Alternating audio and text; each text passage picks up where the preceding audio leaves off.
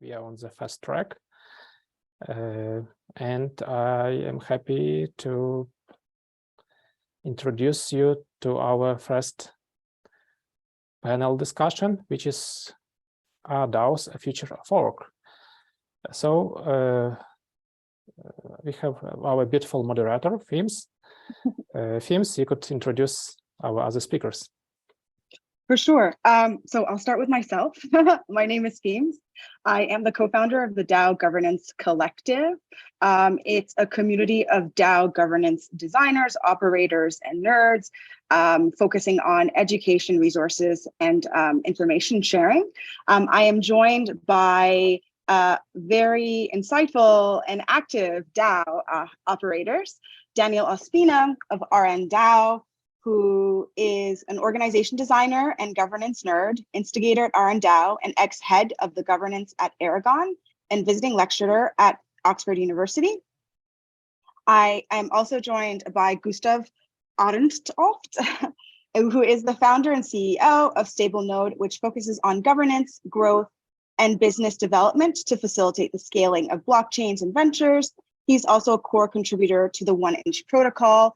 And who will be joining us later will be David Phelps, a 3-time tech founder who co-founded EcoDAO, created co-found, and is the Gitcoin steward, a writer on Web3 on his Substacks and Twitters, and now it works in full-time on the DAO governance platform he co-founded called JokeDAO. So just to actually begin, thank you for joining us on this exciting panel. If you wouldn't mind, I'm going to stop sharing my screen so we could all be seen. Just giving a short brief intro on who you are and what your organization, please. Oh, welcome, David. Right on time, which is to say not on time at all. Thank you, everyone. Wait, does that mean I have to start? Do you want to start? Yeah. Okay, all right, fine. I'll go. I'm David. Yeah, so I co-founded JokeDAO. We are the only way to do on-chain governance on any L2. And so we are really a modular governance solution. And what I mean by that is the way that we do governance is through a primitive we call contests. So a contest creator puts a prompt out to the community like, hey, who should we add to the multisig? Or who wants to be secretary? Or what do we want to work on this week? Or who wants to complete this project? Or how do you improve this treasury diversification proposal? They put the prompt to the community submits a bunch of responses called proposals, and then they vote on them. And the way this works, there's a few implications here. One is that instead of having the traditional governance process of a core team puts proposals to a community and the community votes on them, which is how corporations have always been done, founders go to a board, you can design your governance process however you want. So you can design it so that you can have the core team go to the community to vote, but you could also have a community submit a bunch of options and then just a core team votes. You have a community submit a bunch of options and then a bunch of jury comes in, of experts, of famous people to judge. So you could use it for hackathons, right? You could have a totally separate community, submit options, reward the best people with your own token, etc. We also, what we're working on is because this is fully on-chain, you build out on-chain reputation. You also can win rewards. So you can set up rewards pools for winners for these contests, incentivize people to participate and compensate them for their projects to reward them as well. And long-term, you can also execute these proposals fully on-chain as well. So you could say, who do we add to the multisig? They're added to the multisig. What NFT collection do we want to buy? Capital's pooled to a party bid, etc. So it's really, it's a foundational level to make decisions that can then tie into any other DAO tool in the ecosystem on any chain. So we're partners with Polygon, with Optimism, with Arbitrum, and just really excited by the future of on-chain governance, where this stuff is now very cheap and potentially even free once we start using gasless relayers as well. So I'll stop shilling there. I've plenty more shilling I can do later, but I'm excited to hear from everyone else. Daniel, would you like to give an intro and a little bit of information about RN-DAO? Yeah, sure. Thanks. So I'm Daniel. As Feems was saying, I've been in the organization design for a while, close to a decade in the progressive organization space. First had a career as a chef. That led me to think that the food industry is very dysfunctional, and thinking, what industry do I move into? Oh, wait, they're all pretty dysfunctional. Maybe we need to do something to change how humans work together. And so I ended up in the organization collaboration side of things. more since roughly a year and a bit. We started our DAO. We are seeing a lot of DAO tooling being built with a sort of consumer apps approach, as in like a founder has an idea, goes really quickly, tries to prototype, iterate. And actually, we believe that organization is a fairly complicated thing, and a lot comes into it. Technological challenge, you need to understand maybe economics, how leadership works, how people work, psychology, and so on and so on. And so instead of that sort of, let's just jump and prototype hackathon sort of thing, we take a deep tech approach to DAO tooling. So we start with a lot of research, really trying to understand the problem first, really trying to understand how can we enable better organizations, whether it's a DAO or some other version of whatever that evolves towards, but like really what are the fundamentals on about how humans can better work together. And then based on that research, then we start prototyping and iterating and going through that process.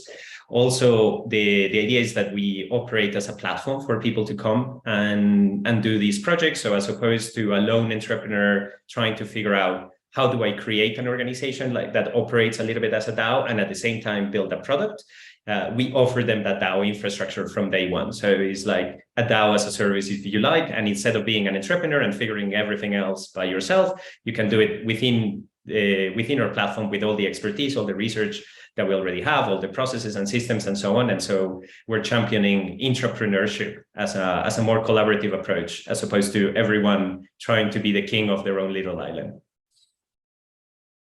Thank you for that introduction. Now, Gustav, StableNode is not an actual DAO, but does work for DAOs as a professional delegate. So if you wouldn't mind giving a little bit of an introduction about yourself, as well as your organization.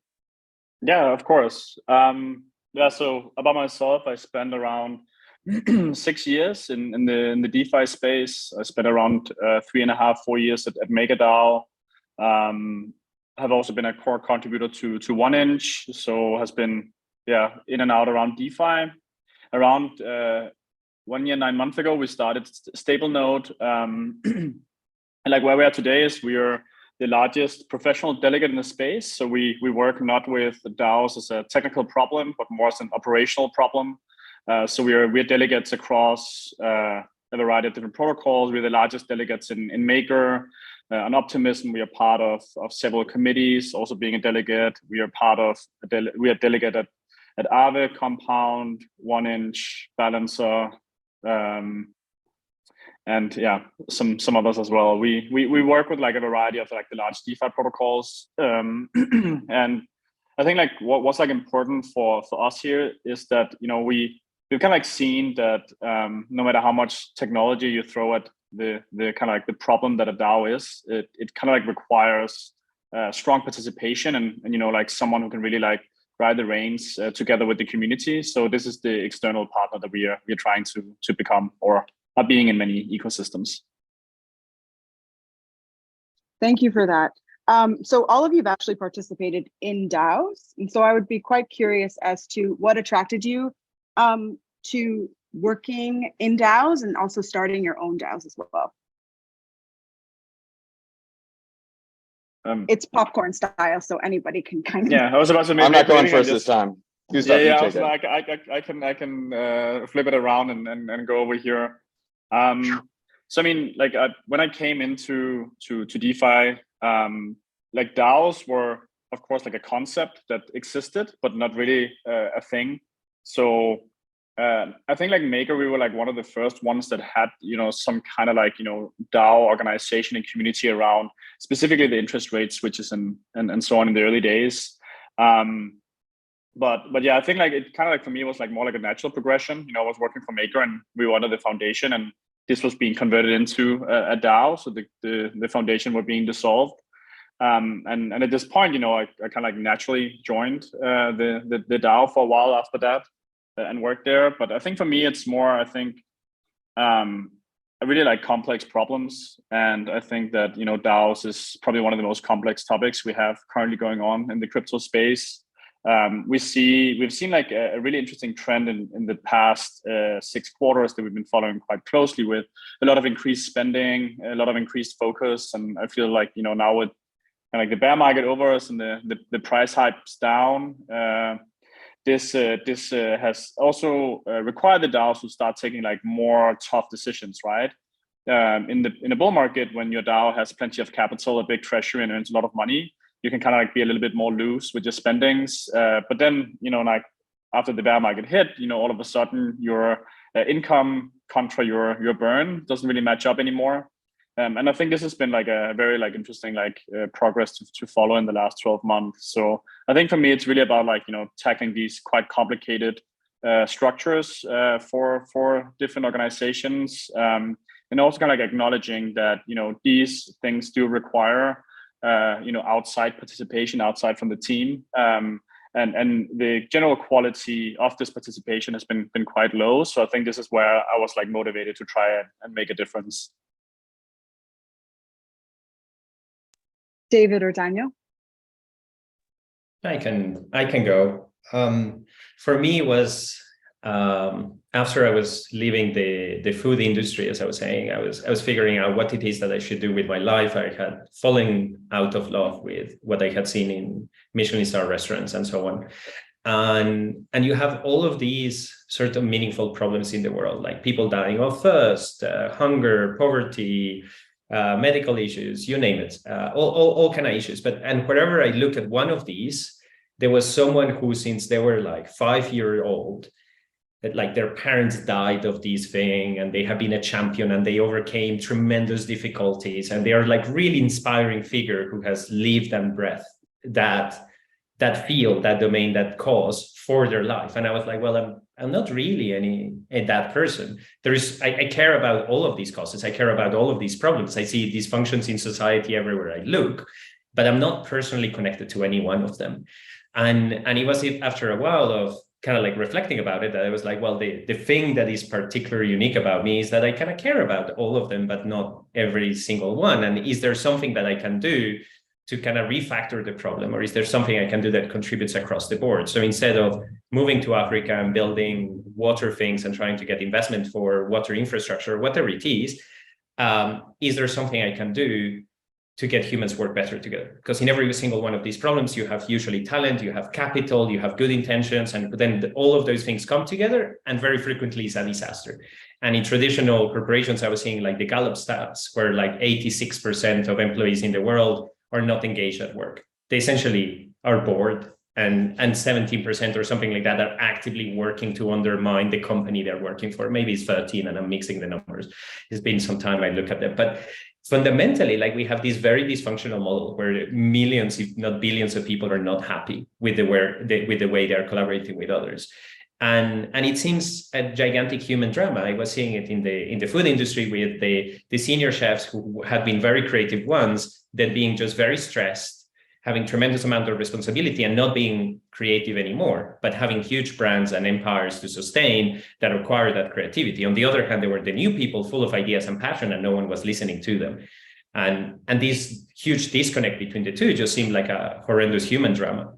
And the same thing is happening in architecture and in management consulting, and across pretty much every industry where I had friends and I was speaking with. So I left that. I actually train in holacracy, which is one of these frameworks of like progressive organization, self-management, self-organization.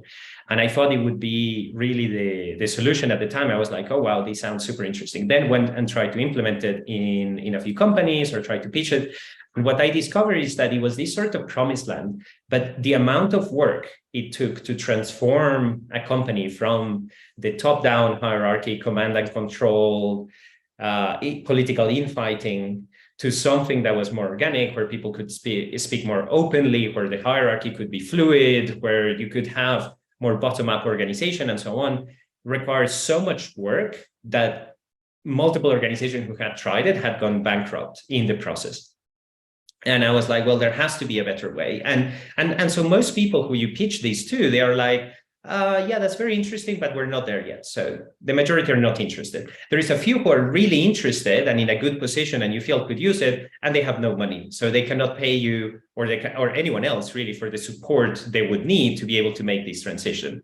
And then there is a final group who can sort of make it, but they're usually very hippie and radical, and they're tiny and they're never going to scale and inspire millions, if not billions of people to follow suit and to really change the way we're organizing.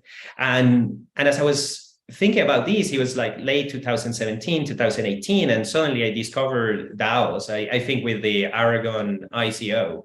And I was like, oh, wait a second, here is a space where there is tremendous amount of capital, because it was like 25 million raised in 60 seconds for to build these technologies, where people are actually thinking about building not only the practice, but also the tools and the processes, which was lacking in the other side. There weren't the technological capabilities to facilitate that transition. And there is definitely a willingness to innovate. And since that, I got completely hooked and been going down the DAO rabbit hole. It took me a couple of years to really get engaged because I'm not a developer. And at the time, it was like, unless you can write code for us, there is nothing to do. Or at least that was the mentality. Still, to a large degree, unfortunately, that's the mentality, but it's slowly changing and expanding to realize that it's a complex problem, and we require people from many different disciplines and many different backgrounds to actually be able to tackle it. Never left and have no intention of leaving this space. It continues being probably the highest leverage opportunity to have an impact that I have found. David? Yeah, that resonates with me a lot. A lot of parts of that story. So before getting into DAO world, I built a company where we built the highest paying tutoring agency in the world. And the way we did that was by flipping the model, by totally lowering our take rate in order to pay workers better.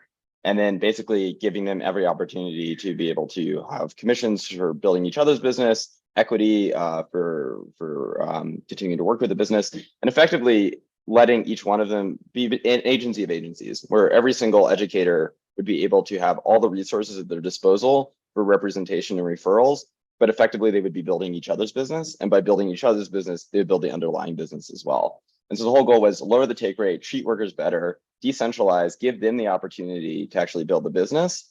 And they're going to build something that scales and is organic without any sort of need for expensive operational control, as long as all of the money, the profit is being put towards like tech and just like operationalizing all the admin that has traditionally been, an expensive part of these operations. Take care of that so that it's actually all the money is going to workers instead of to admin, and they are more incentivized to stay, build each other's careers, not churn, etc.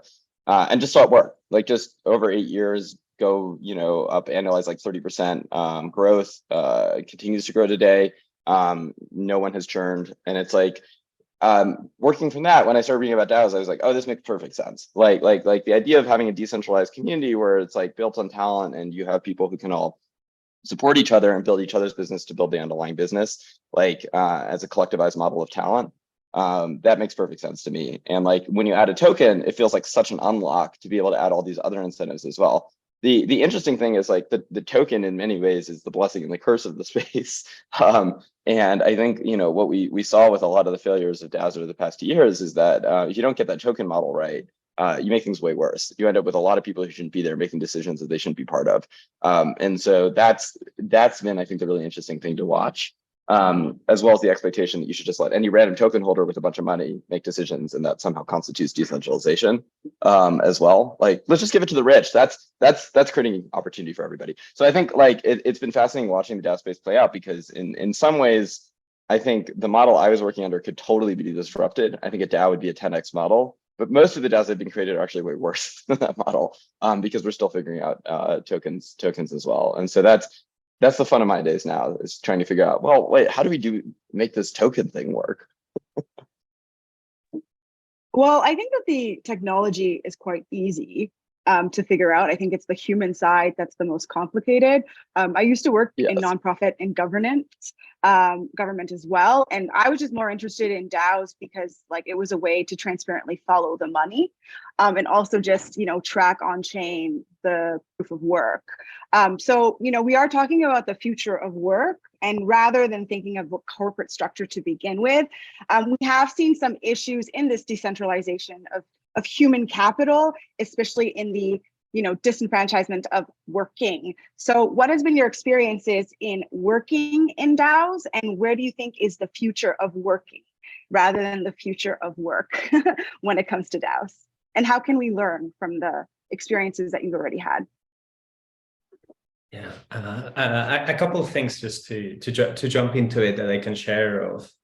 before Aragon DAO, I was at Aragon for a year, and Aragon wasn't quite a DAO at the time, so I could talk a lot about what happened there, and also why I'm happy not to be there anymore. But before Aragon, I was contributing to a range of different DAOs, and everything from Common Stack to Colony at some point to, anyway, a bunch of different ones. And one of the things that I remember rather viscerally about that experience that was very painful and still kind of is, was that you kind of join and there is stuff happening absolutely everywhere. And there is very, very little clarity on how do you actually go about to create a place for yourself. Like the onboarding thing has been mentioned a million times. And for me, it continues to be such a huge pain point, because we talk about permissionlessness, like the idea that people can come and join, and that's in some cases people say it's a good thing, in some cases they say it's a bad thing. But what we're not talking about is what it is that could make it a good thing or a bad thing.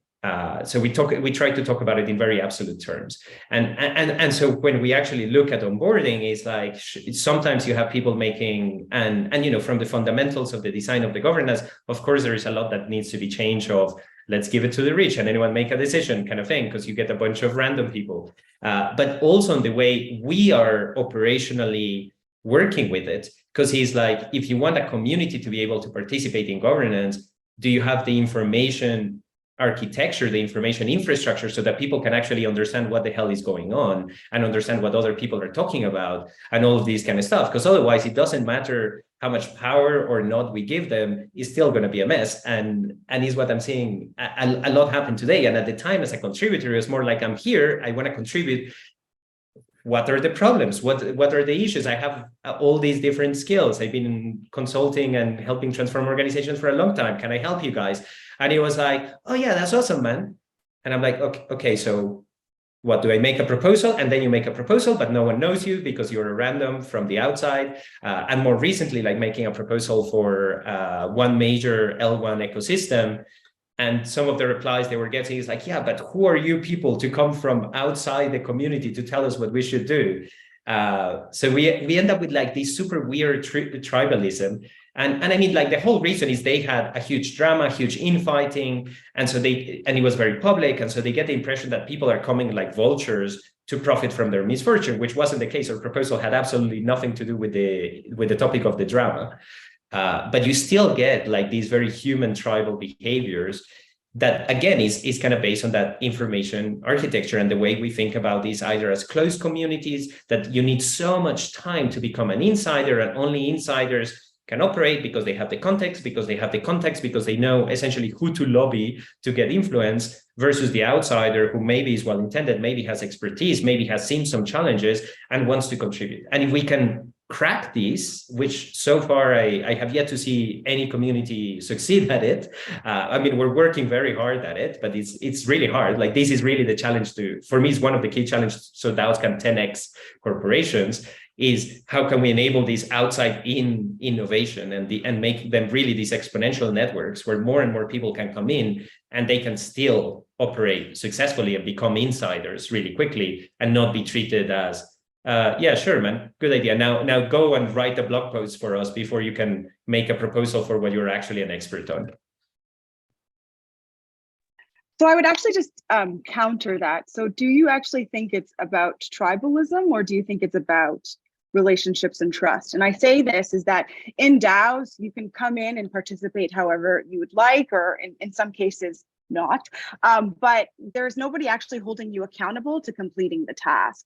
And I think, as David made the joke of like, just give it to the rich. Well, the rich had paid for their vote, right? Like, that's their buy-in, that's their investment.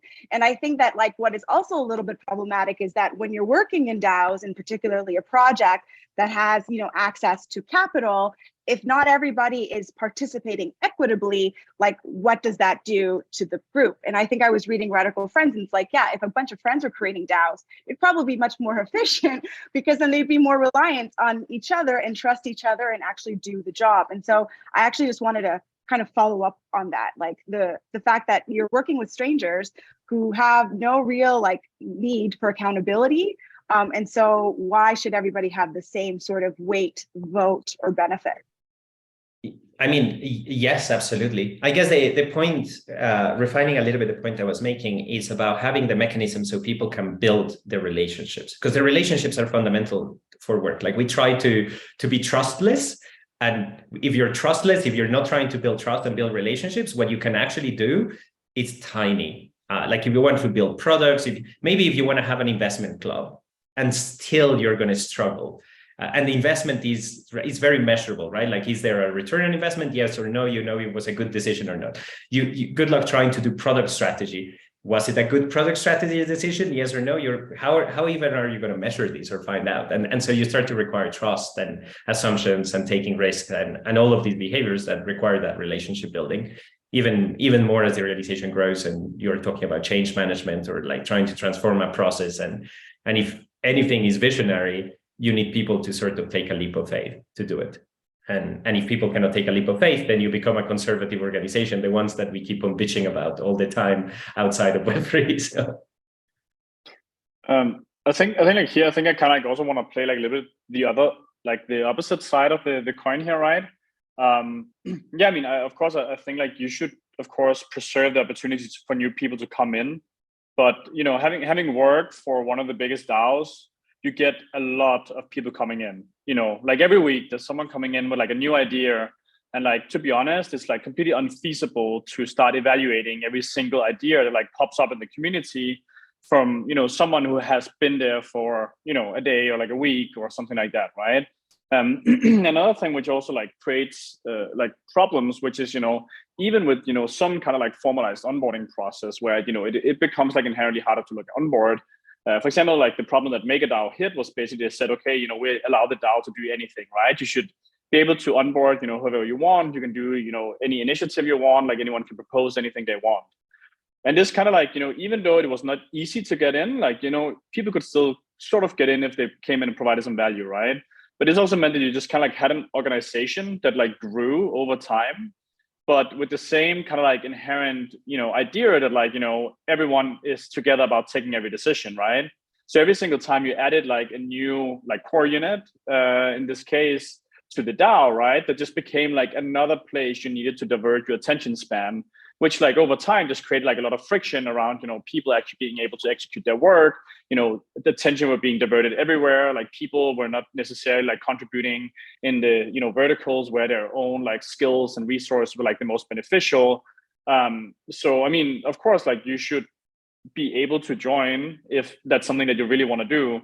But I think, you know, you should also kind of like recognize kind of like the problematics of just having like a continuous flow of like new idea and new, you know, mindsets and like new people joining who wants to, you know, like add and like contribute, right? Because in the end, this just over time creates a lot of like operational friction, right? I mean, I'm not saying that like the traditional corporate structure is necessarily like you know, good in all ways, right? But there's a reason why we also see them becoming ineffective with like, you know, middle management, because, you know, just like your attention span can just be diverted and like stretched to the point where you're not able to do your own work anymore. And this is something that, you know, can kind of like become a problem over time with these like very like, you know, open, like let's just, you know, allow anyone to do whatever they want type of setups, right? So, I mean, definitely, I think that, you know, I know a lot of people who came in without being an insider, who, you know, started like contributing the forums, like after a period of time, you know, people start recognizing them, you know, they get some forum badges and so on, they join the community calls and they start contributing in a way that is not, you know, them seeking a full-time employment. But of course, like over time, this can be converted into that, right? And I think this is like in general, like kind of like a natural progression that we see that, you know, like the people who really want it can definitely still get it. But of course there should also be, you know, like some like onboarding barriers, so you don't just get this kind of like, you know, constant like splash of like, you know, basically like, you know, diversion of like everyone's attention to have to pay respect to like every single new idea and concept that is getting like introduced, right? Like you still need to remain, you know, some level of like efficiency about like a strategic direction, or like, you know, this is like the way that we do things, and not always like change things up every other week. And I think also just like one last note to that, I mean, if you look at kind of like, you know, like let's take Maker as like an example again, if you look at like, you know, their output from like an organizational standpoint while they're under the foundation compared to, you know, like 1 year into being a DAO, like there was like a really big difference in what the output was, right? And I think that's also why, you know, we see, you know, more protocols kind of like being a little bit more reluctant with the timing of the decentralization process, right? I think, you know, decentralization is a process, of course, and you need the community to be ready to take on the added responsibility you kind of like let go from the core team itself. And this is just like, you know, like a very like granular process where, you know, like you get the responsibilities to kind of like take those over and are able to like, you know, like take care of those. And then by taking care of those, it creates new opportunities for the DAO, which means like a couple more people can come in on the, you know, DAO side. And that means, you know, more responsibilities like be given over. But it's not really something that you can just kind of like do like overnight, right? Because this will really kind of like put like a stop to like your, maybe like, you know, what you can say, like, you know, efficient, you know, product growth. I feel like there's, I mean, yeah, these points just resonate. Like, thank you both. I feel like there's an underlying issue, you know, underneath all of this, which is people are not getting paid. People are paying in, but they're not getting paid. And so it's like, what that means is like, when you're not paying people to do work, and governance is work, you're making tough financial decisions about the future of a protocol that's going to generate millions of dollars. You better be spending your days reading through every proposal, thinking about how to redraft that, working with others, finding compromise, right? Like it is the work both of the expertise, but it's also the work of the politics, right? That you're engaged in. And if you're not getting paid for that, then you have opened it up to any random person to participate and feel like they have the right to participate as well. And those will be people who, out of the goodness of their heart, it's awesome they come in and they care about it and they're there for the right reasons. But if they're not getting paid, like you're probably missing out on a giant opportunity of people who you could get involved otherwise, who are not there, and instead leaving it open to a mass, right? And I think like this goes to the, you know, Gustav's making a great point, which is on the other hand, you have these people who really want to be part of the project, right? And what do you do with them? Like you have these people, they're really well-meaning, they love what you're building, they want to support you, and you don't necessarily need what they need, right? And so I think like that's again just like where a lot of my mind goes, that like it's a coordination problem. Like if a DAO can be serious and saying this is what we need, who wants to build it, this is how we're compensating, you can actually get people to step up, contribute creatively within the framework that is set. And I think if you think about DAOs as like a framework, as like you know, it's an open set, it's a board game, and then you decide what game you play on top of that, right? You do play chess, do you play checkers, or you know, but like if you can have that open framework, then other people can come and contribute within that in a meaningful way that is according to the needs of the community as well. Like it is important to unlock people's voices here, but only in a way where you can be permissioned, select which ones you need, and pay them as well, and have that be the compensation too. Yeah. So then how important is like DAO financial self-sustainability? Like sometimes I also think that, you know, so important. So because the thing is that like when I worked in startups, it was just like, yeah, you know, you get the ping pong table and you get like free lunch and eventually we'll make it, which ended up just being like volunteerism. So then like, how do we not fall in the pitfalls of, you know, startups or in fact, like nonprofits and charities, right? Like, how is this not just volunteerism, but just kind of masked as something else? Yeah. That's low interest rate indentured servitude right there as a ping pong table. That's my hot take for today. High interest rates, we have new forms of indentured servitude. That one is out. Yeah. I mean, I think like there's a couple answers. Like one is like, what is a DAO? Like if you just break it down, a DAO is a way for a bunch of people to pull capital together towards a common cause. That's it. Like, and as long as people are pulling capital towards a common cause, like you have unlocked the ability of like a lot of people to participate and make investments and support these projects that couldn't have done it before. This is hard in the US where I'm based, but outside the US, right? The possibility of like anybody being able to put in like a small check and get, you know, 100x return on it, it's pretty great. And like, I think that's a huge unlock, right? Just for like building capital. But I do think also, yeah, like for DAOs really to work, they have to be able to build sustainable revenue. And they have to have models for building sustainable revenue too. And so like, that's something I think about a lot with the contests we're creating. Like, you know, how do you incentivize people to pay in order to win out as well? And with the DAOs taking cuts, how do you get sponsored contests where people are like supporting talent DAOs to be able to submit a bunch of projects, get paid for it, and then having the DAO take a cut? We haven't seen these yet, but I think like that this is the next wave. Is like there has to be sustainable revenue, high interest rate environment. We can't just depend on investments anymore. Yeah, for us, a really big difference came when we started creating a few templates on how people propose the ideas. Because Gustav, I fully agree with you. If people can come in and propose out of nowhere with no context, what you're going to get is a whole bunch of noise. And we got a lot of that at the beginning as well. People coming in is like, hey, how about you do a research initiative on all these completely random thing? And we're like, okay, cool. Who's going to pay for it? Who's going to do it? And why does it matter? And people didn't have answers, but we could kind of like put it on them. And then we end up in a situation like David was pointing out of like, these people end up having to do even more work than they already did of joining and proposing, and they're motivated and so on. And what we're giving them is like, yeah, but you haven't done enough of your homework. And you know, it's kind of like a shitty way to try someone to treat someone that is trying to contribute to you. What we've been trying to do is like, what can we do so that they get the context they need to understand it, so they're not proposing out of nowhere. So again, coming back to the information architecture sort of thing, is people need to understand what the organization is about and how it functions and how it becomes sustainable.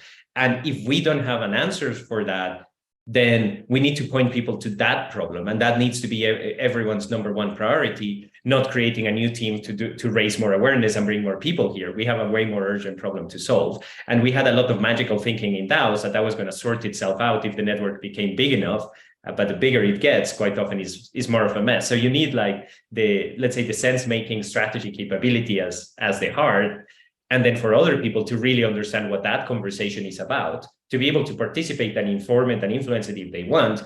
But for the majority of people, it's more about understanding what are the conclusions of that conversation that we have, so they can align themselves to it and propose something that makes sense. Because the majority of people actually want to do something meaningful. They want to add value.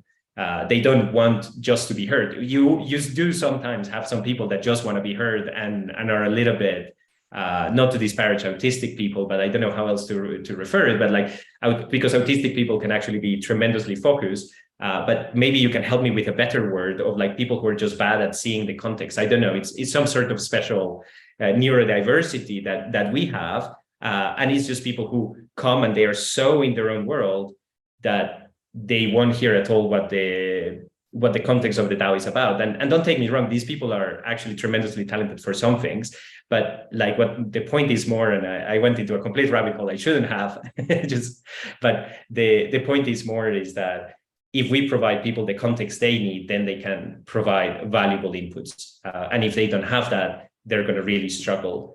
And we can say like, your proposal doesn't meet these, but it's like, well, yes, but why didn't you give it to me? So let's give it to them proactively, and then we can leverage a lot more of those contributions. Gustav, do you want to add to that point? I mean, I think, of course, like you should have like onboarding documentation for how people should write proposals, and you know, but like, you know, I think also like if we look at, you know, a lot of like the top DAOs in the space, which is like where we work a lot, right? You know, like the largest DeFi protocols, you know, a lot of contributors. Some of them have the ability to hire, you know, external teams and so on. The way that I really see this as well is that, you know, like these are, you know, some of the, you know, best and most competitive places to work. So of course, like you kind of like always expect that you know, you can get into, you know, getting these like, you know, highly paid positions at these like big projects, right? I mean, it is like a very competitive landscape, and of course there's like a variety of ways of contributing, right? But you know, if you look at, you know, for example, like the smart contract engineers that is required to work at, you know, Aave and Maker and, you know, Uniswap and Compound and so on, this is really, you know, like top talent, right?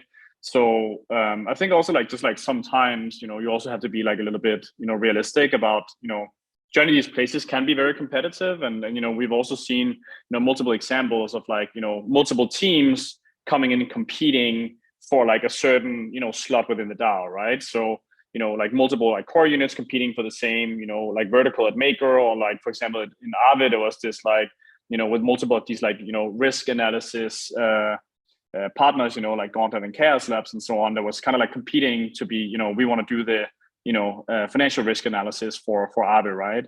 And of course, like, you have to expect that, when these like competitions have, and you have these like highly competitive environments, that of course, like not everyone can necessarily join with the skills that they have. But of course, that is, more if you want to have, like a paid position there. I think if we're talking like purely around governance, it's a little bit different.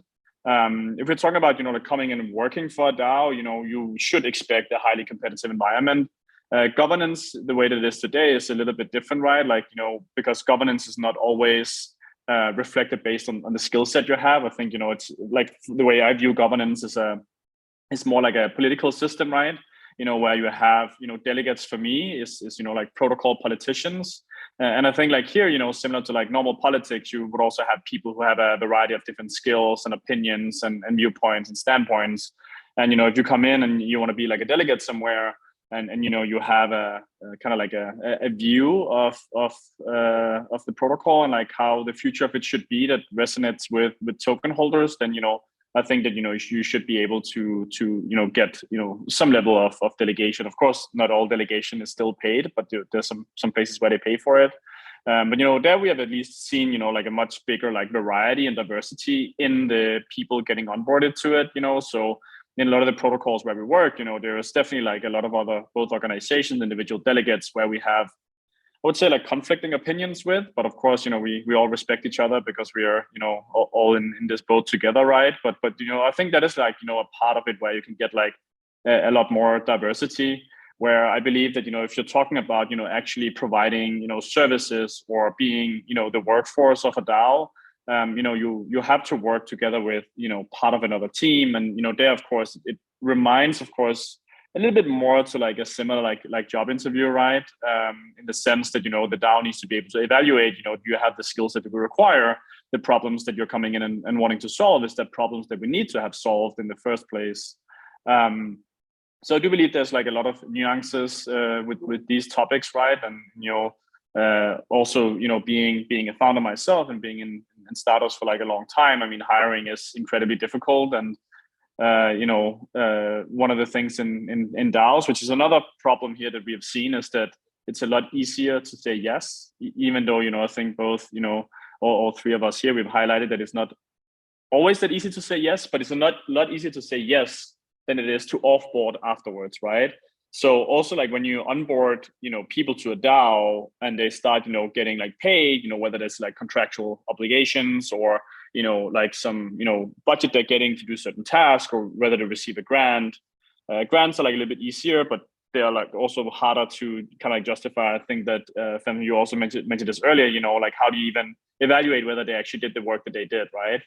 But no matter which onboarding structure you do for your decentralized workforce, there's just also like a lot of complications, not just about like the onboarding itself, but the offboarding or verification of the results of what this person has delivered to you afterwards also is like a complicated topic. So it is really not like that like nuance that I think you can say that just a better stream of information would solve these things, because these are like inherently complicated organizational problems. And also, with the offboarding, like an example is, if you have a team that gets onboarded and, maybe you find out that, okay, they were too expensive, the markets went down, or, treasury dropped or revenue dropped, and we need to offboard them, right? Then you basically had to take this decision with the whole community. It's not just, like a leadership decision that says, we're going to fire this team now. It's, their colleagues and friends who they meet at the conferences together with, who they identify themselves as like a brand with. And, I think, all of us who's tried working at various companies, we of course know that, you wouldn't want to fire the person sitting next to you at the dinner at the conference, who you actually, consider like a good friend because you've been working for the same place together. So I think like there's a lot of, like organizational like topics as well, just kind of like influences both DAO onboarding and offboarding. And there's like a lot of nuances that plays in, right? And then another thing is also there's like, each DAO has their own culture. And this culture varies a lot from like DAO to DAO. So it's also, a little bit difficult to kind of like generalize these concepts as saying, or like everyone is struggling with this problem, or like everyone is struggling with this problem. It really also depends a lot on like, how the community has like their own culture set up, and which other factors plays into it also, such as, what is the maturity level of the DAO, like how far along in their journey are they, and what are they actually able to do from like a responsibility standpoint at this present day. So I would just counter that though, because like we've all kind of had experiences in working in projects in school. And so we already knew like what our assignment was, who we needed, and what type of work we needed to do as well. And I think that outside of the onboarding, which is just like, I'm hosting the party, come to my party. But in order for us to be actually efficient, there hasn't been really a focus on like, what are the rules that are actually needed and whether or not the DAO needs to be spending money on this, unless it's like gone through an extensive like grant process. And so why do you feel, or sorry, what are your thoughts on the fact that we actually haven't really focused on, clearly defining, as a DAO, clearly defining the roles and responsibilities of any projects or any streams like we would in like corporate, educational, or any other types of realms? Because I think that, the age of decentralization is great when it comes to technology, but when it comes to human coordination, we're starting to realize that that is actually not as effective as we hope. And especially in the bear market, people are asking now, like, should we be spending money on this? But sometimes people are afraid to say like, no, we don't want to give you money because again, you don't want to impact the culture. So like, where's the happy medium between efficiency and also like culture and community health? Yeah, for me, at least with the whole self-management world, and I don't think it's any different in DAOs. I actually think it's more fundamental principle is you need coordination either by hierarchy, and if you want to remove that hierarchy where there is like very clear accountabilities to another person, then you need processes and systems, and that means being a lot more explicit with what are the agreements. And I mean, the accountability doesn't necessarily just need to be top down.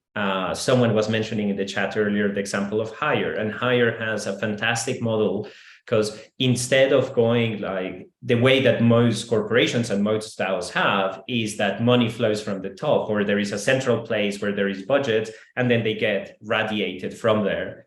What Hire has been doing is more you have a whole network of micro enterprises and they buy and sell products and services from each other. So they can also take bets on each other. So that kind of decentralizes that accountability in that if the HR organization needs to provide the marketing organization with a new hire, the marketing organization can hold them accountable. Is like, did I get the hire or not?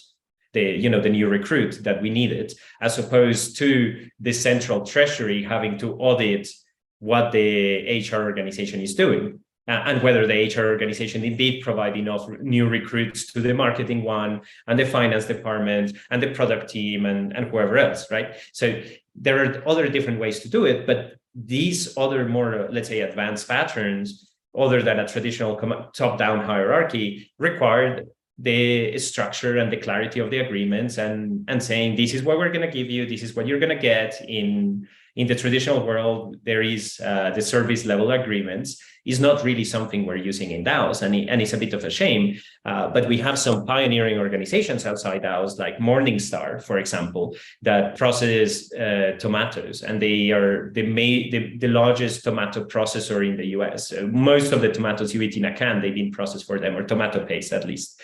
And it's a very low margin business. It's really about efficiency.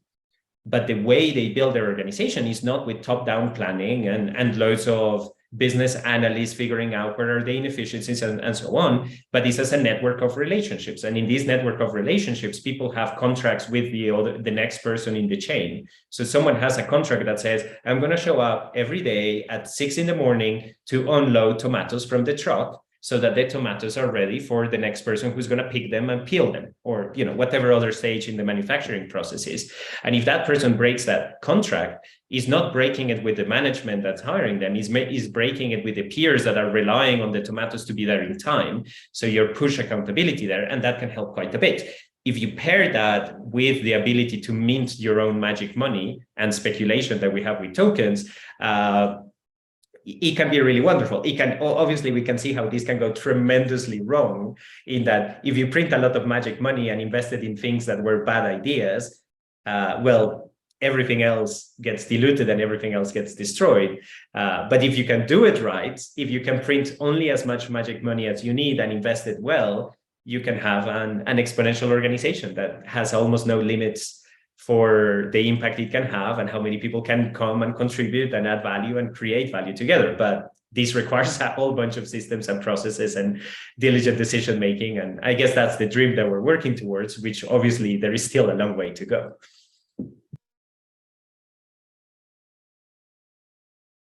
David, Gustav, any additions? I was So trolling in then- the chat, so I'll yeah, leave my contributions there. Yeah. So then when totally is it agree. so when is it time to actually hire externally? And I guess this is the question to Gustav as well. Like, why would a DAO hire externally as StableNode is a professional delegate? I mean, so just to clarify what you mean, so like why, you know, why an internal team who built what should be a DAO wants to hire externally? No, sorry. There are certain activities that can be done within a DAO, right? And so as we've noted, the hierarchical structure is sometimes a no-no within the DAO because it can impact culture. And so at times, in order for things to actually get done, some DAOs would actually look outside in order for those things to be done in a way that might not align with the decentralization within the culture of that DAO. And so as StableNode is a professional delegate who is hired by DAOs to do an activity that could be done within the DAO, like what is your value? Like why would they hire externally? So, I mean, so again, if we look at how strong is a DAO really, right? It's a lot about the participants. So, of course, I would, say and also recognize with our track record that, someone like, us or GFX Labs, for example, Flipside, Llama, who are these professional delegate organizations, we come, with a different type of commitment from a time standpoint. We have a different skill set. We have a different type of experience. So, often, when a DAO looks, for example, who should be, some of the contributors are the governance side of things, right? We do provide a different level of service and value. And of course, also being able to, drive forward processes, create implementations that are proven, that we have experience with. So, it's really that, I wouldn't say that they're looking to hire outside of the DAO. I think they're just looking to onboard, better talent into the DAO, or a different type of talent, maybe, right? I'm also, a big supporter of individuals who participate in DAOs. But, if we look at, individuals who participate in DAOs, right? So, we keep pretty close calculations on how much time we spend on participating in different DAOs. And depending on the level and the size of the DAO, the level of the size of the community, it takes somewhere between 8 and 10 hours a week for the, lowest participation, and then up to around 25 hours a week of, work for the really big ones, right? So you can also see that there's a little bit of a mismatch, right? That right now, a lot of governance is unpaid. And I would also say, some protocols we work with, we're not getting paid. So we are a community member participating, for free alongside other community members who, in most cases also work for free. But we do this because we believe that, at some point the DAO will be ready to potentially turn on compensation for these types of services. But just the time commitment itself makes it pretty restrained for, a lot of individuals. You can also imagine that often the type of individuals you would really like to have come in is, let's say other founders or high profile members of, the general Web3 community who, in most cases all have jobs and, all have responsibilities and a life. So I think we just kind of recognize there is this kind of a little bit of a lag in the market where you actually need people who can come in and provide a much higher degree of commitment and work, even though the compensation is not quite there yet. So the reason why DAOs reach out to us is because they see us being able to drive a lot of these crucial processes forward.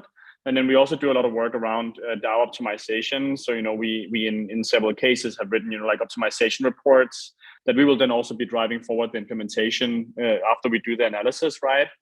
So we're kind of like helping them to advance their decentralization prospect a little bit faster. At least we hope we would say.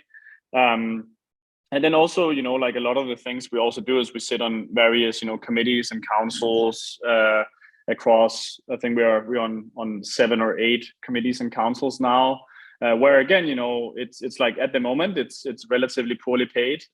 So I wouldn't brand ourselves as someone who gets a lot of money for coming in and doing things that the community maybe could do themselves. We rather get quite little money to come in and do stuff that maybe the community does not have time to do themselves. Of course, like we have seen like an increase in the trend of wanting to pay for this, because our kind of like perspective of this is as well that DAOs, they pay for top talent across security and software development, smart contracts, risk analysis, BD marketing. They a lot of the big protocols spend a lot of money there, but governance hasn't quite caught up to that yet. So of course we also are like following this trend, and like this is something that more and more teams realize that this is a very crucial part of their project, right? So rather than that, then we see ourselves as like a trust and relied partner who can come in and work with these governance processes together with other community members alongside them. So it's not like we take on any like special role or like status. If we get that, then it's because that we get recognized for the work we're doing. But it is just a lot of the protocols and teams don't necessarily have a lot of bandwidth to focus on these things themselves.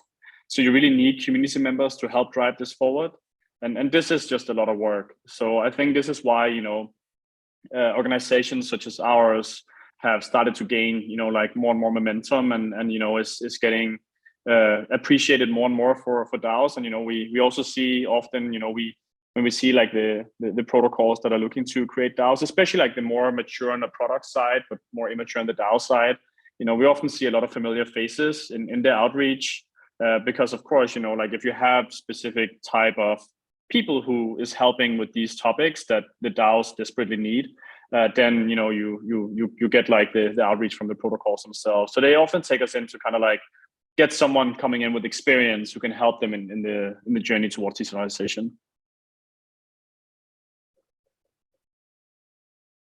Sorry, David, I saw you unmute. Any thoughts on why DAOs would hire externally? DAOs should always hire externally. So yeah, the promise of a DAO, right? I said before pulling capital, I'd say maybe another way to think about it is like, it's not that anyone can participate, it's that anyone can earn the right to participate. And I think that that's really powerful. Like, we're moving towards global workforces, like being able to unlock like global talent fields is like a big part of like why DAOs are really exciting. And so it's thinking about how do you do that in a way where you're not just surfacing billions of random people and then having to sort through, right? Like having iterative governance, which I talked about a little bit earlier in the chat, I think is important. So you're defining goals and people are responding to those. But being able to bring people into your community from anywhere in the world who can contribute. Like that's the whole promise of the internet. Like from day one, 1994, right? Like you have a group chat. It's like, why is that promising? It's because suddenly you have people who can all collect around their interest in this thing that no one else in the world cares about, but anywhere in the world can come together, right? I think the same thing is true of DAO. Like DAO's the next iteration of that with financial rails. It's really being able to get anyone from around the world who shares these interests to be able to come together.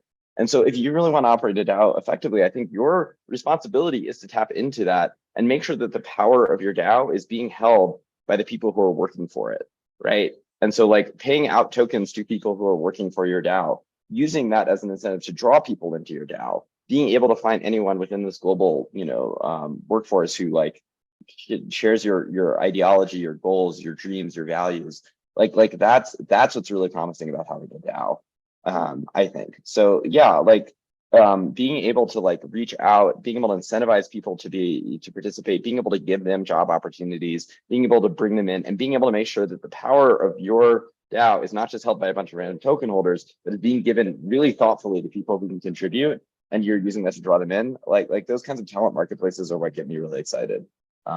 And we'll see for what I'm building, but I do think like, yeah, talent marketplaces are a huge use case, and a really exciting thing to be able to like collaborate with people probably on this call from like, all around the world. This was not possible 20 years ago. Like this is what's exciting about the internet, is that we all get to be here right now. Daniel? Any thoughts? Yeah, I mean, I would agree. Other than the idea of context, I see no important distinction of what's the inside and the outside of a DAO, and go where the talent is. If you need some capabilities internally and don't have them, yeah, and they're not coming to you, go to them. If the mountain doesn't come to Mahoma goes to the mountain, right? It's I don't see why we would be changing any of these. The only important thing then is ensuring that the people that we are collaborating with actually understand the purpose of what we're trying to do, because otherwise we just start diverging, and it's very easy to say yes, as we were discussing before. A lot harder to say, actually, here is where we have the differences, and we're very conflict avoidant as individuals. So for any sort of like, shall we collaborate, shall we work together, it's really important to identify the points of disagreement. And until we know on what we're disagreeing, we don't really know who we are, each other. So, I mean, the thing is that we might actually have the talent within the DAO, but there might not be a structure within the project in order for people to actually participate. And I think that why my assumption is that why DAOs would hire externally is because they can actually kind of create projects and structure projects in ways that don't fit within that decentralization. And I guess I don't know why we're so afraid. Order, sustainability, and talking about real capital and value of human capital is just like, it's not within a DAO. We can't have a DAO. So then the question is like, are we becoming irresponsible, right? Like, how are we not creating a labor Ponzi, especially since we have a global workforce, right? Who then have this promise of these fake tokens, which actually some of them are liquidated, right? So you can turn into cash, and who their current capital actually might not have the same value as these tokens within those DAOs. So then what you get is actually a labor force, a cheap labor force. And so how do we prevent that? How do we actually do good on the promise that we said for Web3 and DAOs for an actual equitable future of work? I mean, I would also just say here that, I mean, I don't think necessarily all DAOs are at the level where they're able to pay a lot to people, right? I mean, like, you know, we talk about DAOs often as these, like, you know, massive organizations who always have like a ton of capital, and, you know, like in the end, you know, it's startups, you know, it's very young startups who, you know, is also dealing with like all the growth problems of like a normal startup, except that they're trying to do their organizational structure in what I would say a much more complicated way, right? You know, it's much easier if you have a boss that tells you exactly what to do, rather than, you know, going and asking 100 people on a community call, and then everyone has to agree on something, or at least try to come to something that like resembles a little bit of a consensus, right? So I think also just like before you're able to actually like pay your community properly for the work, you also need to reach like a certain point, right? You know, if you in the beginning are like overpaying for services which you might not even need, or like before you even really do this like discovery phase of, you know, what it is actually that we want to have on board inside the DAO from, you know, a workforce perspective and a participation perspective, then you might end up spending your cash very poorly, right? So I like, even though, you know, I mean, this is also what we work with a lot, right? And that is that, you know, even sometimes, you know, we don't recommend DAOs turning on compensation for, you know, governance contributors from day one, right? It would of course be nice, but it also requires, you know, like some level of maturity before the DAO is all, you know, really like at the stage where I think that they can like delegate these responsibilities in like a proper way, right? So, you know, most contribution that I see in DAOs from, you know, community members is this kind of like, you know, participating in the forums a little bit, you know, maybe participating in some like community calls. Of course, if you go into what is like, you know, a full-time employment or part-time employment, or, you know, having like clear deliverables towards the DAO, that should of course always be paid. but there's like kind of like loose participation. There's not really like a lot of like good ways to compensate for it.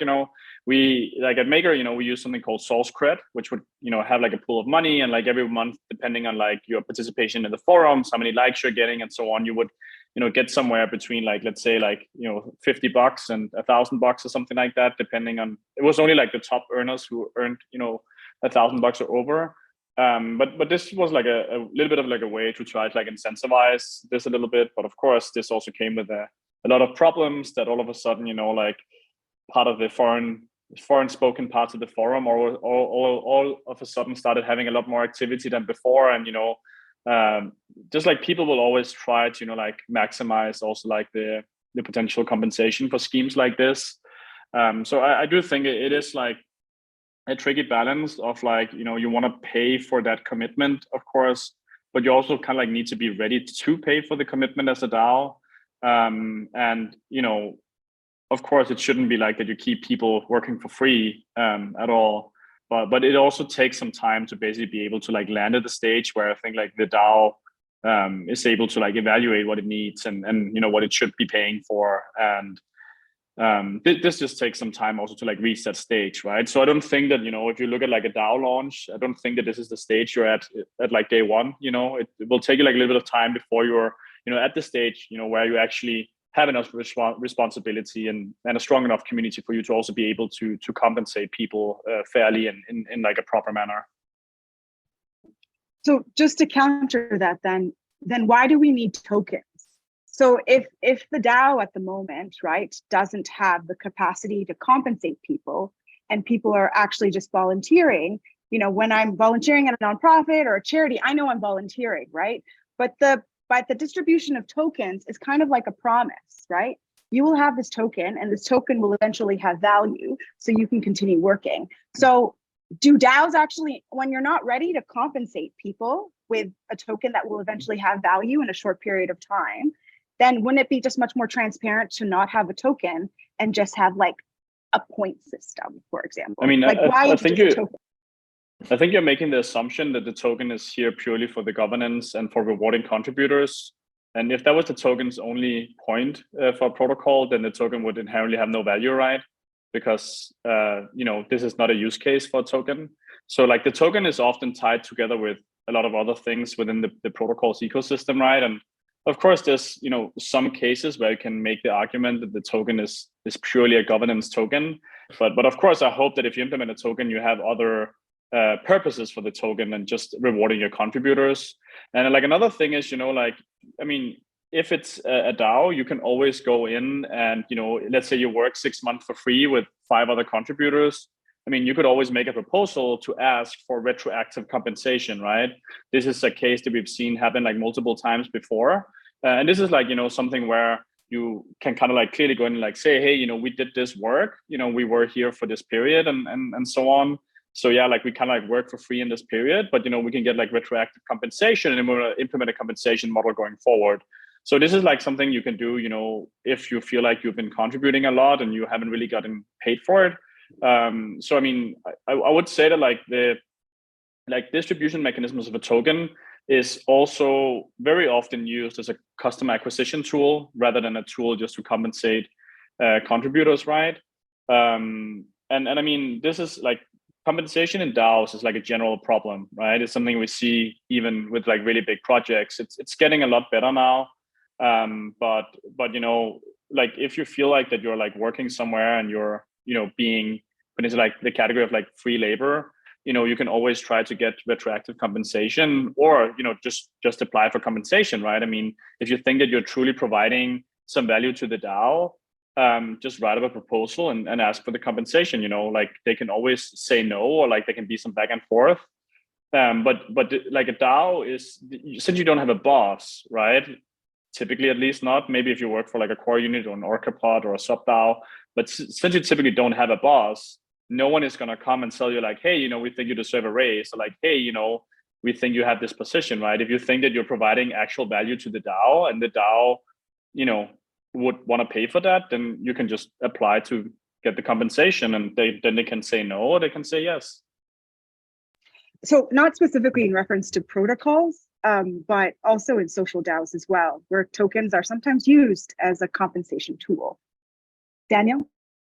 Yeah, so we've been doing a fair amount of research on rewards and compensation, and especially for ourselves in a situation in that we're bootstrapping a whole bunch of projects from the early stages. And so what we started to identify was a series of phases, and each phase can have a slightly different approach. Also, two main, and I'll go to talk about the phases, but then the fundamentals is we have two sorts of capital. We have of financial capital. We have the sort of fiat or stable coins equivalent, the sort of things that you can go and spend right now. And you have some speculation capital, especially at the early stages. Like before your token is traded in the market and has a reliable price and all of that, you're speculating that one day it will be worth something, and you can give this to people as a way to participate in that future upside.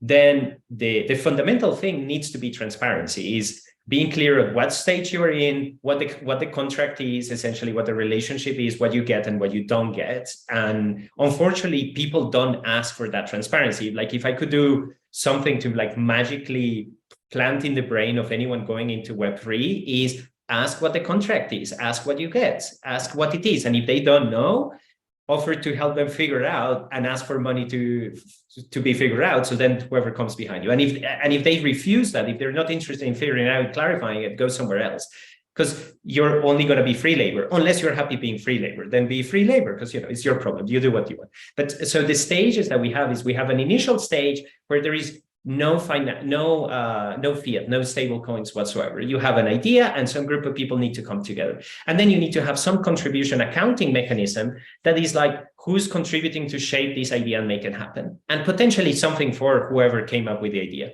at the beginning. Then you start to have a second phase where you will have some financial, some fiat, and it's still probably some other points or token or another speculation mechanism.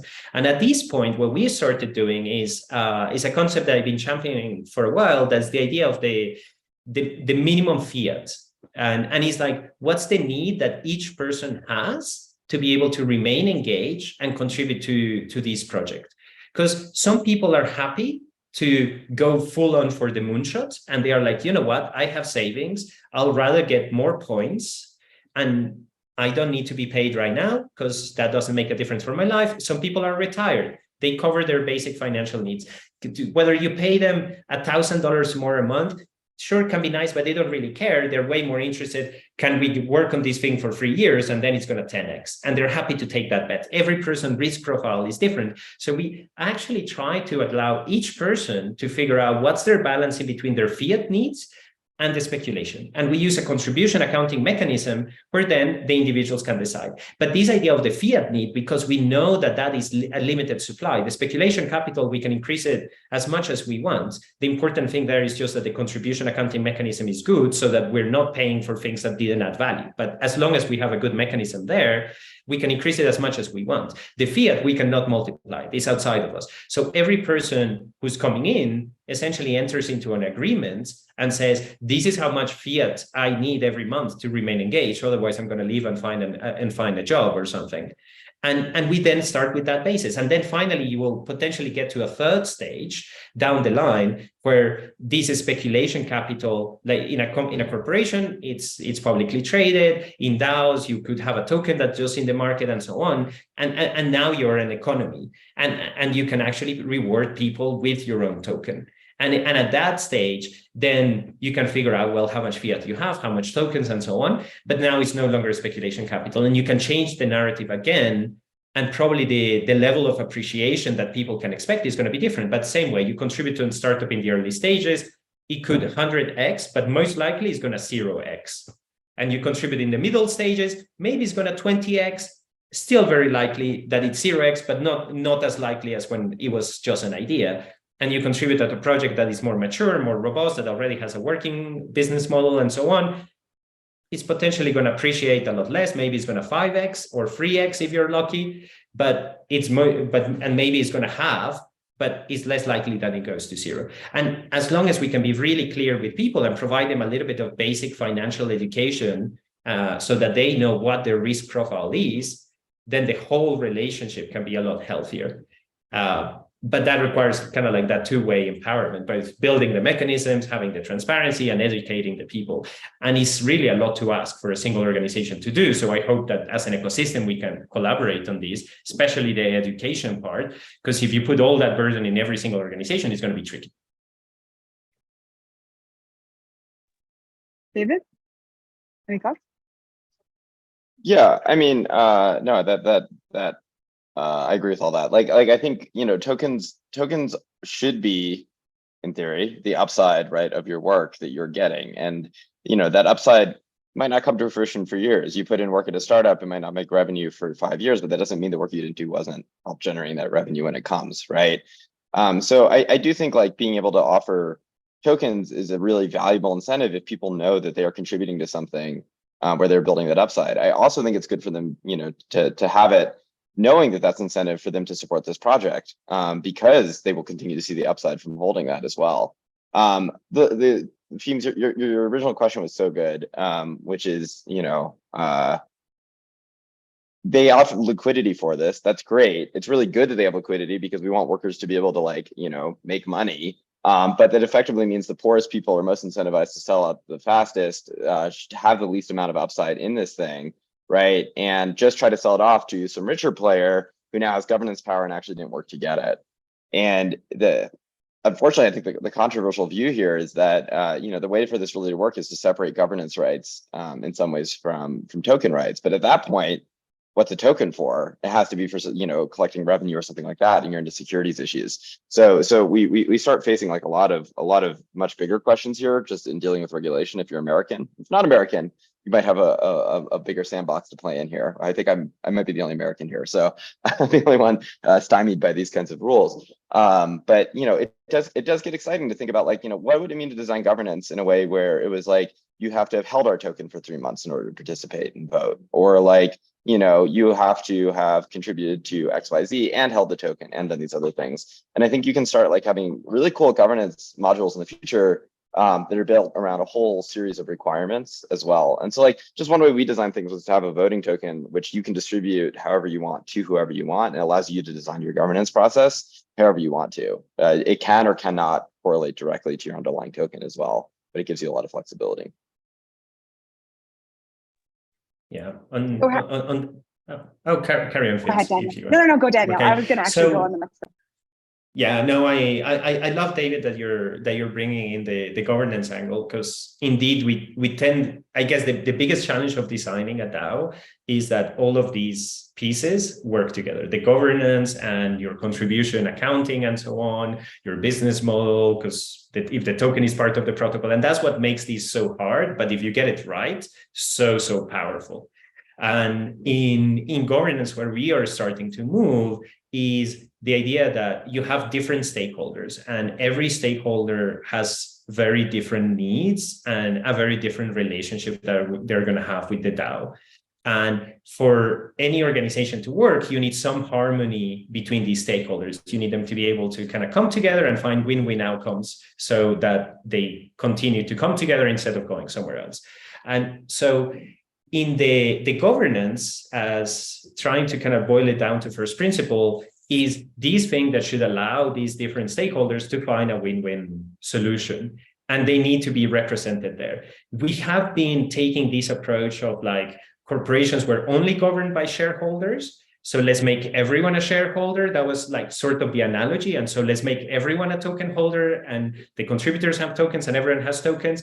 And supposedly that creates some incentive alignment, and it kind of worked, but it didn't at the end, because the issue is then the workers need to sell their tokens, and we end up in this situation that we're talking about, right? That David was mentioning. So instead of that, if we can go into what we call like multi-factor voting or multi-stakeholder governance, is that we understand how to account for the participation of each stakeholder group. So users, the more you use the thing, or the more consistently you are a user or something like that, you can have a metric for that. And so users can have their voting power based on being users. And labor providers, they can have their voting power and based on being labor providers and the context they have and participating and adding value to the organization. And the capital providers can have their voting power based on the capital they are providing, because that's what they're doing. So if we can use the token holders, and by the way, people can provide labor in exchange of tokens. So actually they're capital providers. They're just investing labor as opposed to investing capital. So if they get rewarded in tokens, then they become a token holder like the other investors. But you start to have these different accounting mechanisms that hopefully then we can bring together and bypass some of those issues of the oversimplification of leaving it to only one. And usually that will be shareholders or token holders, and the richest govern, and then we end up in the mess that we're in right now of hyper financialization and so many Ponzi schemes and so on. Gustav, any thoughts on that before I move to the next question? Happy to move ahead. No. Okay. So have we made it too easy to create a DAO then? I think, Daniel, you were talking about that it would be great, if everybody kind of collaborated together in developing these processes, or even this indication that, at this time, you'd be working, for the purpose of this organization and not necessarily for liquidity or capital directly or governance rights. Like, have we made it, like, to create a nonprofit, to create a charity, you have to go through these processes and actually have those checks and balances. But to create a DAO, I think you can do it in 10 minutes technically, right? They have that tool. Yeah, I don't know. I tend to believe that unless you can have very direct harm, give people the means to do it. But we certainly need to acknowledge that this is a really hard thing to do. And the angle that we are taking, where we're championing and how we're positioning ourselves to that question, is don't do it alone.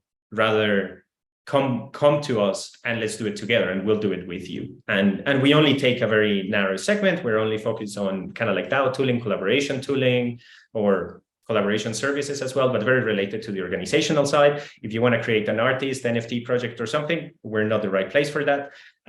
But don't try to go at it alone. We're trying to talk about these hyper collaborative networks.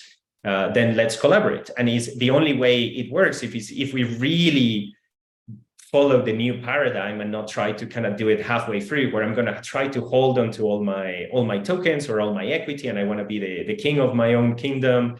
And at the same time, I'm creating a DAO. It's well, you're trying to do halfway in between. It's not a corporation, it's not a DAO, so you don't really get the advantages of each. The only advantage you get is to be able to use the brand for the hype, and that's just going to end up blowing up on everyone's face, not just their face for sure, but also everyone else's, which is kind of the situation we're in. So more collaboration, build it together with other people so that you can together figure out many of the different problems. I just wanted to highlight here again, I said it earlier as well, but DAOs are not a technical problem, right?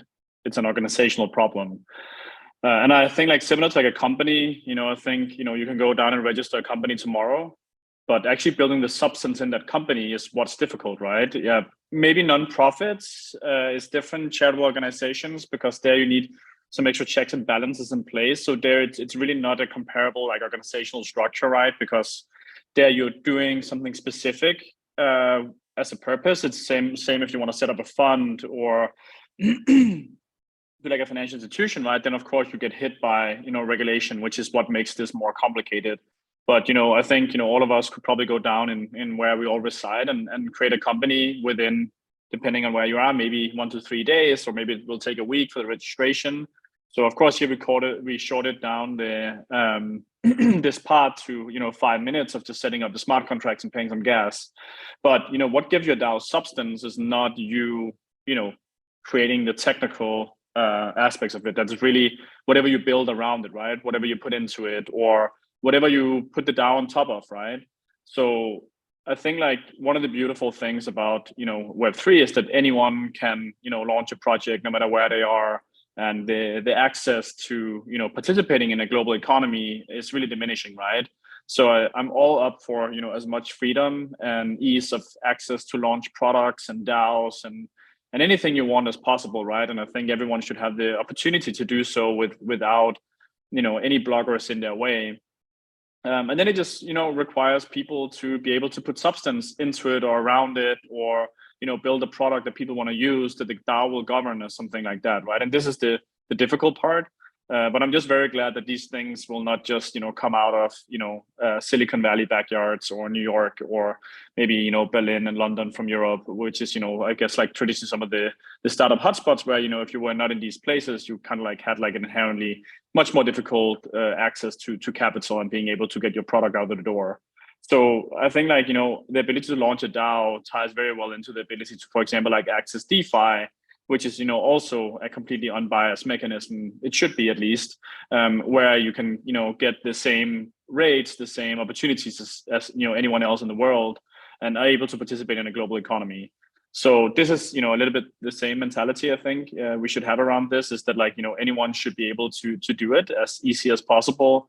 And, whatever they then create around it, that is the difficult part. And, there, of course, we cannot say that everyone starts at the same level, because, of course, there's also other like socio-economic factors that plays into, how easy it is to build a company where you are, and like which talent you have around you, where you grew up, which people are able to help you, right? But at least it's trying to,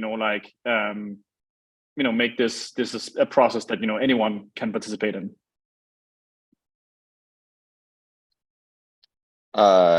Yeah, I Gustav, I couldn't agree more with that. I think it's way too hard to create a DAO right now. I think like legally, right, if you want to do a full DAO where treasury is accruing to token holders, you have to incorporate Nuna, which is like a $250,000 process. But even just practically creating a DAO, like, I mean, this is what we're trying to build, is like launch a token for voting, drop it with your community, vote an objective. You have an objective community token, you have a DAO. That should be it, right? And if you can lower that barrier to make it as easy for communities to come together with financial rails, like that's all a DAO is. And it's a huge unlock. It's the same thing as like YouTube letting anybody be able to like release videos, or Twitter letting anyone become a writer, right? Like the whole move over the past 10 years of like letting anybody create something for cheap and for free. Like I think DAOs are the equivalent of that for companies. It's like letting anyone go. 99% of YouTube, videos, 99% of tweets are never read, are never watched, are not successful. And that's okay, that's fine. But it's like the fact that you can still enable anybody to do this thing very easily, and be able, especially when it's pooling finance that has been so hard to get in the past, to have to go through VCs to get it. And you can just get that from friends and family now. Like, I think it's a massive, massive unlock, and we need to make it easier. And that goes for me too. Even with auto building, it should be way easier than what it currently is. Well, we're almost actually at the close of our conversation. I'm sorry we hadn't gotten to any questions, but I would like the opportunity for you, David and Gustav, to share where people can find you and find your organization. And Daniel actually had to drop off quickly, so he's actually on Twitter at _Daniel_Ospina, OSPINA, or RNDAO is at twitter.com/RNDAO, DAO. Gustav or David, share your socials. G Arentoft, I just shared them in the chat on Twitter, and then Stable Node, our governance arm, is called Stable Lab. So you'll find our Twitter there, where we have most of the links to everything. Yeah, same. I dropped it in chat to divine_economy on Twitter, but if you want to message me at David Phelps on Telegram, and jokedao.io is what we're building for governance, and jokedao_ on Twitter. And I'm at Feems, so FEEMS on Twitter, and I co-run the DAO Governance Collective, which is easy to find, which is at DAO Governance. So thank you for your time. And Ross, if you'd like to close finally.